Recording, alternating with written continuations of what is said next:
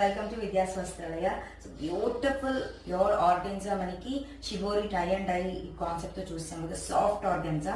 ఇందులో కలర్స్ చూసేద్దాము. Beautiful colour combination అండి.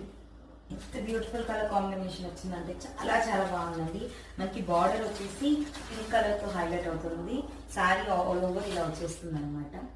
నెక్స్ట్ కలర్ కాంబినేషన్ చూద్దాం.